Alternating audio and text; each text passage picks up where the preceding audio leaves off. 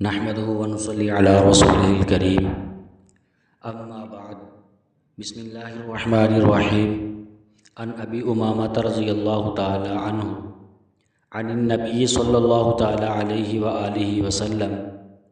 قال من قام لیلۃ العیدین محتسبا لم يمت قلبه یوم تموت القلوب رواہ ابن ماجہ۔ عزیزان گرامی، آج کی نشست میں آپ احباب کے سامنے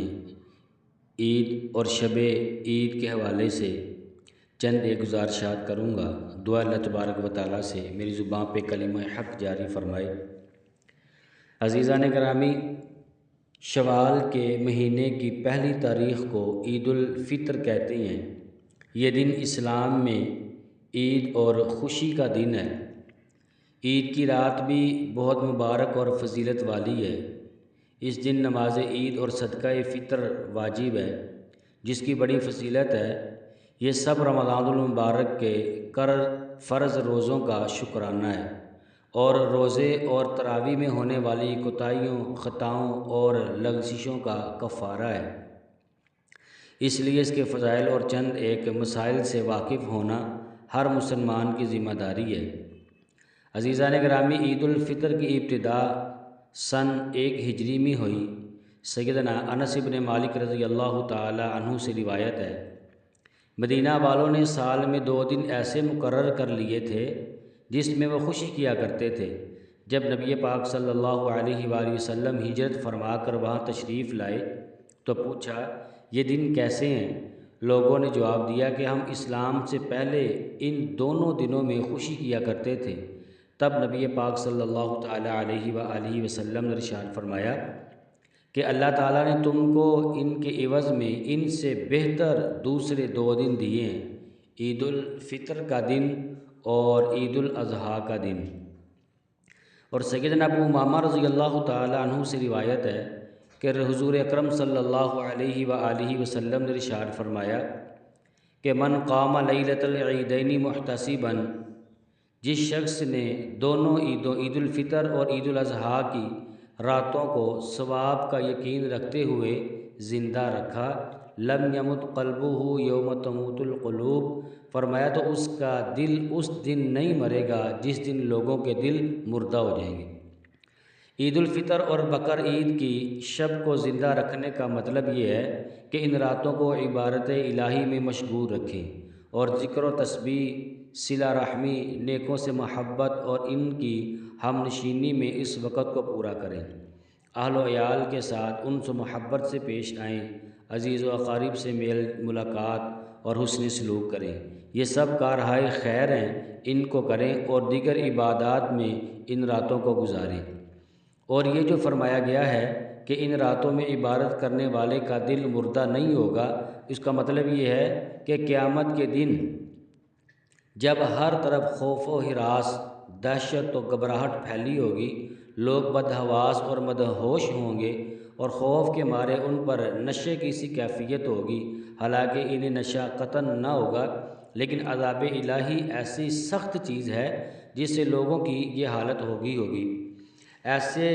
قیامت خیز دن میں اللہ تبارک و تعالیٰ اس بندے کو نعمتوں سے بھرپور فرمائیں گے اور باسعادت زندگی بخشیں گے۔ خوف و دہشت کا دور دور تک کوئی نام و نشان نہ ہوگا، ہر بلائی اس کے قدم چومے گی، اس پر رحمت ہی رحمت برستی ہوگی اور وہ بہت پر لطف اور پر مسرت زندگی میں مگن ہوگا۔ اللہ تبارک و تعالی ہمیں بھی یہ نعمت نصیب فرمائیں۔ اس لیے عید کی شب بڑی مبارک اور باسعادت رات ہے، اس کی قدر کرنی چاہیے، اور اس کی قدر دانی یہی ہے اس رات کو کثرت ذکر اللہ اور درود شریف میں اور دیگر عبادات میں لگ کر گزارنا چاہیے۔ ساری رات نہ جا سکیں تو جتنی رات آسانی سے جاگ کر عبادت کر سکیں اتنا ہی کر لیں، یا پھر کم از کم عشاء اور فجر کی نماز تو ضرور ہی تکبیر اولیٰ کے ساتھ باجماعت ادا کریں، اور درمیان میں جتنی دیر ذکر و عبادت کر سکے کر لیں، پھر سو جائیں۔ اتنا کرنے پر بھی امید ہے کہ اللہ تبارک و تعالی ہمیں محروم نہ فرمائیں گے۔ سیدنا معاذ بن جبل رضی اللہ تعالی عنہ سے روایت ہے کہ نبی پاک صلی اللہ علیہ وآلہ وسلم نے ارشاد فرمایا، من احیا اللیالی الخمس وجبت لہ الجنہ لیلۃ الترویہ و لیلۃ عرفۃ و لیلۃ النحر و لیلۃ الفطر و لیلۃ النصف من شعبان۔ حضور علیہ الصلوۃ والسلام نے فرمایا جس شخص نے ذکر و عبادت کے ذریعے 5 راتیں زندہ رکھیں اس کے لیے جنت واجب ہو گئی۔ وہ 5 راتیں یہ ہیں، فرمایا کہ 8 ذی الحجہ کی رات، دوسری فرمایا عرفہ کی رات، تیسرا فرمایا بقر عید کی رات، اور چوتھا آپ نے فرمایا عید الفطر کی رات، اور 5واں فرمایا کہ 15ویں شعبان کی رات۔ تو اس حدیث مبارکہ میں ان 5 راتوں کی ایک خاص فضیلت یہ بتلائی گئی ہے کہ جو شخص کوشش کر کے ان راتوں میں جاگ کر اللہ تبارک و تعالیٰ کی عبادت کرے، جن میں شب عید الفطر بھی داخل ہے، اور حق تعالیٰ کی عبادت اور اطاعت میں لگا رہے، تو ایسے شخص کی اس محنت کا بدلہ اللہ تعالیٰ کے یہاں صرف اور صرف جنت ہے۔ سال بھر کی سینکڑوں راتوں میں صرف ان 5 راتوں میں جاگنا اور عبادت میں لگنا یہ کوئی مشکل بات نہیں ہے، مشکل کام نہیں ہے۔ دنیا کے معمولی نفع اور فائدے کے لیے ہم 20 راتیں جا کر گزار دیتے ہیں۔ مثلاً کپڑا بنانے والی ملوں میں ملازم تمام رات ڈیوٹی کرتے ہیں۔ غور کرنے سے اس طرح کی اور بھی بہت ساری مثالیں مل جائیں گی۔ تو کیا آخرت کے ہولناک دن کی ہولناکی سے بچنے، پاکیزہ زندگی حاصل کرنے اور مقام جنت پانے کے لیے ہم نہیں جاگ سکتے اور عبادت نہیں کر سکتے؟ ضرور کر سکتے ہیں۔ تو عزیزان گرامی فوراً کمر بستہ ہو جائیں، نفس اور شیطان کا مقابلہ کریں اور قیمتی راتوں کو ضائع اور برباد نہ کریں۔ ذکر و تسبیح، عبادت و طاعت اور دیگر کارہائے خیر سے جہاں تک ہو سکے ان مبارک راتوں کو زندہ کریں۔ اور بسا اوقات یوں ہوتا ہے کہ ہم ان راتوں کو بالکل ہی ضائع کر بیٹھتے ہیں، ان راتوں کو فضول لغویات میں، فضول قسم کی باتوں میں، لا یعنی کاموں میں اور طرح طرح کے گناہوں میں ان راتوں کو گزارا جاتا ہے، جس کی مثال کے طور پر چند مثالیں یہ بھی ہو سکتی ہیں کہ بعض لوگ یہ مبارک رات مختلف کھیلوں میں مصروف ہو کر گزارتے ہیں، اور اسی طرح چاہیے تو یہ تھا کہ ان راتوں میں عبادت کی جاتی، مگر ہم نے ان راتوں کو کھیلوں کے اندر ضائع کر دیا۔ اگر کوئی کھیل جو ہے ایسا کھیل کہ جس میں ہم اس میں آ کر کے بسا اوقات جو ہے وہ جوا وغیرہ اس کا بھی اہتمام کیا جاتا ہے، جو کہ سراسر ناجائز اور حرام ہے، تو ایسی راتیں جو بڑی بابرکت اور رحمت والی راتیں ہیں، ان راتوں میں اس طرح کے کھیل کود میں اور لہو و لعب کے اندر ہمیں نہیں لگنا چاہیے، بلکہ عبادت اور طاعت کے لیے ہے، اس کو عبادت ہی میں مشغول رکھنا چاہیے۔ جائز اور مباح کھیلوں سے بھی اس میں اجتناب کرنا یہی بہتر ہے۔ پھر بہت سے لوگ جو ہیں وہ ٹی وی کے پروگرام دیکھنے میں مصروف رہتے ہیں، حالانکہ ٹی وی جو ہے یہ بہت سارے گناہوں کا مجموعہ بھی ہے، جس کی بنا پر اس کو دیکھنا جائز نہیں ہے۔ پھر اس مقدس شب میں اس لعنت میں مبتلا ہونا اس کے گناہ کو اور بھی سخت کر دیتا ہے، اس لیے اس نامراد چیز سے بالعموم اور پھر اس مبارک شب میں بالخصوص اجتناب کرنا یہ ہم سب کے لیے لازمی اور ضروری ہے۔ پھر یوں ہوتا ہے کہ بعض لوگ اس مبارک رات میں بازاروں کی سجاوٹ، چمک دمک، خریداروں کی کثرت دیکھنے کے لیے بازاروں میں تفریح کرنے کے لیے نکل پڑتے ہیں، اور اس طرح رات کا اکثر اور بیشتر حصہ ہم سے ضائع ہو جاتا ہے، جبکہ بازار روئے زمین پر اللہ تعالیٰ کے یہاں سب سے زیادہ بدتر اور مبغوض ترین ہے، جس کی وجہ یہ ہے کہ بازار اکثر گناہوں کا اور بڑے بڑے گناہوں کا مرکز ہے۔ مثلاً عورتوں کا بن سنور کر بے پردہ خرید و فروخت کرنا اور بازاروں میں گھومنا، گانا بجانا عام ہونا، دھوکہ، فریب، جھوٹ، غیبت، گالم گلوچ، لڑائی جھگڑا ہونا، کم تولنا اور کم ناپنا، ملاوٹ وغیرہ کرنا، اس لیے بازار میں ان تمام گناہوں سے حتی الامکان بچتے ہوئے ضرورت کے وقت بقدر ضرورت ہی جانا چاہیے، ورنہ بلا ضرورت بازاروں میں تفریح کرنے کے لیے اور دیکھنے کے لیے جو ہے یہ طرح طرح کے گناہوں میں ہم جو مبتلا ہو جاتے ہیں، اس سے ہم سب کو بچنا ہے۔ اس طرح اس مبارک رات میں بجائے کچھ حاصل کرنے کے گناہوں میں مشغول ہونا، اللہ تعالیٰ کی سب سے زیادہ ناپسندیدہ جگہ میں بلا ضرورت جانا، اپنے آپ کو اللہ تبارک و تعالیٰ کی رحمت اور مغفرت سے محروم کرنا ہے۔ بعض لوگ اس رات کو ہوٹلوں میں ٹھنڈے گرم مشروبات پینے میں مصروف ہو کر اور گھنٹوں ادھر ادھر کی فضول باتوں بلکہ گناہوں کی باتوں میں مشغول ہو کر اس مقدس شب کا بہترین اور اکثر حصہ ضائع کر دیتے، جو سراسر محرومی ہے اور گناہوں کا ارتکاب ہے۔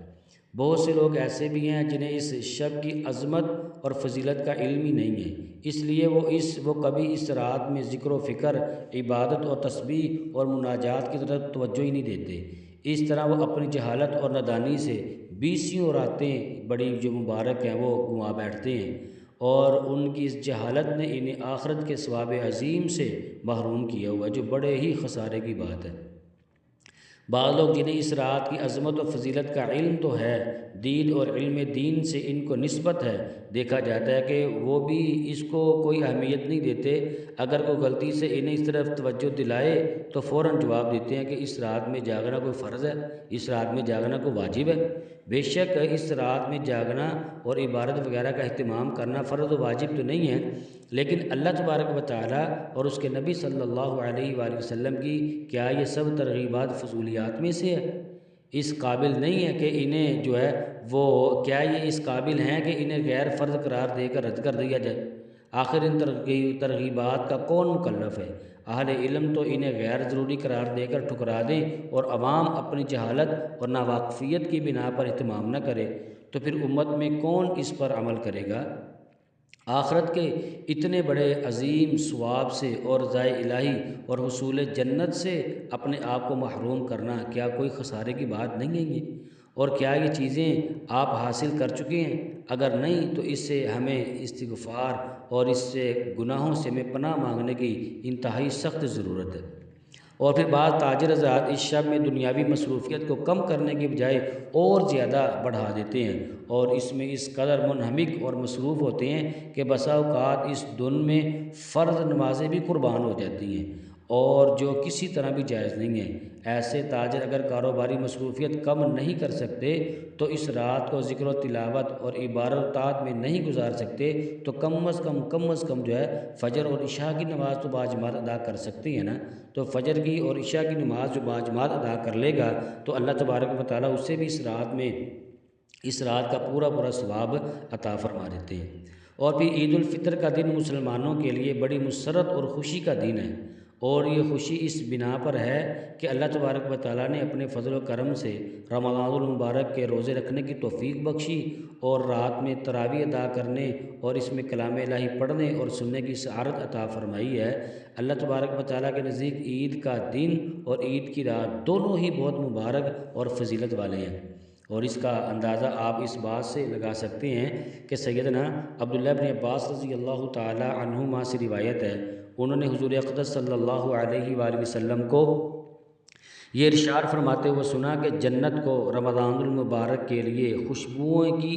دھونی دی جاتی ہے، اور شروع سال سے آخر سال تک رمضان المبارک کی خاطر آراستہ کیا جاتا ہے۔ پھر جب رمضان المبارک کی پہلی رات ہوتی ہے تو عرش کے نیچے سے ایک ہوا چلتی ہے کہ جس کا نام مثیرہ ہے،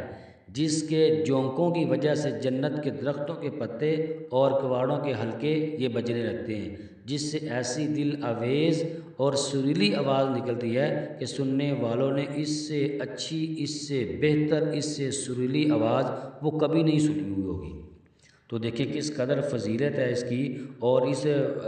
بابرکت اور رحمت اور مقدس رات کو ہم کس طرح ضائع کر دیتے ہیں۔ تو یہ میرے اور آپ کے لیے بہت زیادہ فکر مندی والی بات ہے کہ ہم ان راتوں کو ضائع نہ کریں، ان راتوں میں مزید اللہ تبارک و تعالیٰ کی عبادت کر کے اللہ تبارک و تعالیٰ کا ہم قرب حاصل کریں۔ حضور علیہ الصلوۃ والسلام کی ذات اقدس پر درود و سلام بھیج کر ہم آپ علیہ الصلوۃ والسلام کا بھی قرب حاصل کر سکتے ہیں۔ تو یہ ساری کی ساری باتیں یہ ان کا تعلق عمل کے ساتھ ہے۔ دعا اللہ تبارک و تعالیٰ سے ان کہی اور سنی ہوئی باتوں پر سب سے پہلے مجھے پھر آپ احباب کو اللہ پاک عمل کرنے کی توفیق عطا فرمائے۔ آمین و آخر دعوانا ان الحمد للہ رب العالمین۔